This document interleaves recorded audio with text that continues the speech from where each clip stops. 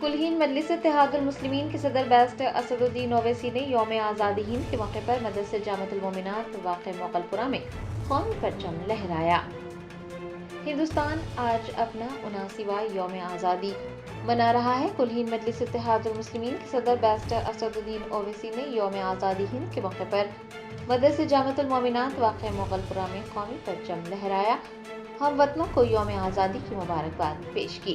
اس موقع پر ان کے ہمراہ مغل پورہ ڈویژن کی کارپوریٹر نسرین سلطانہ، پتھر گٹی کے کارپوریٹر سید سہیل قادری و دیگر بھی موجود تھے۔